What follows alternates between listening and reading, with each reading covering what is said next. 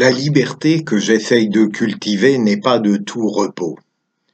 Je ne vais pas dans telle publication parce que je ne la trouve pas assez pluraliste. Par ailleurs, je peux être ostracisé ailleurs parce que j'ai été trop libre ou trop imprudent. Et puis, on me recommande de ne plus autant tweeter.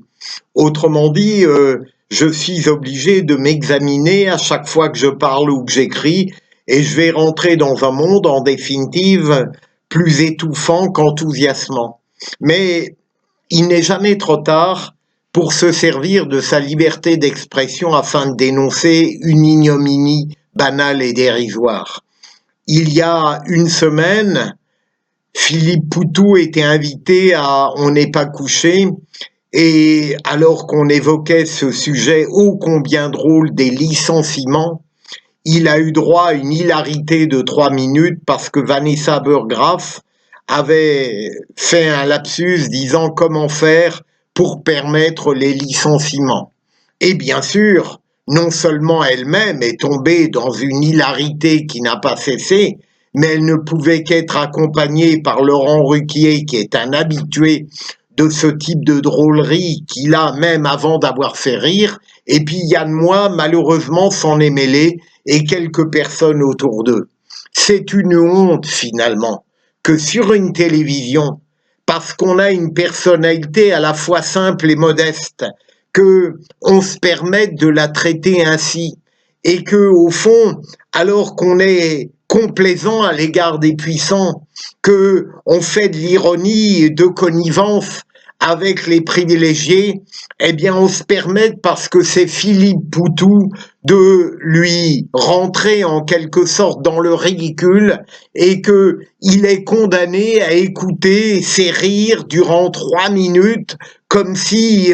la plaisanterie ne concernait que ces gens-là et que on avait le droit de le mettre sur le bord du chemin, de l'exclure d'un espace dans lequel pourtant on l'avait invité.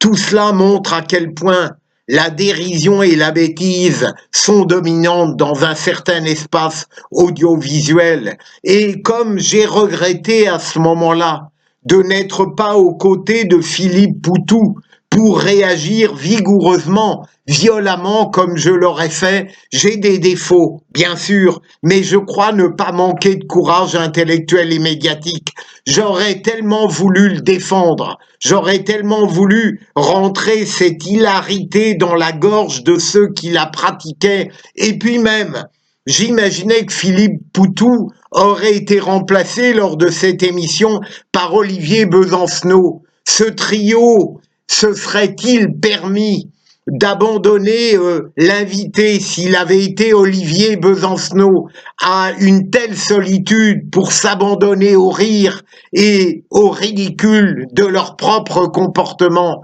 Tout cela montre à quel point j'ai raison de détester un certain univers médiatique, et comme je n'ai pas tort d'en cultiver un autre, parce que je ne voudrais pas noyer l'ensemble de l'audiovisuel dans ce naufrage-là. Heureusement, il y a d'autres pépites, mais là, on a eu quelque chose de totalement scandaleux samedi dernier, et encore une fois, comme j'aurais aimé être aux côtés de Philippe Poutou pour l'aider, le défendre et soutenir sa cause humaine et non pas politique.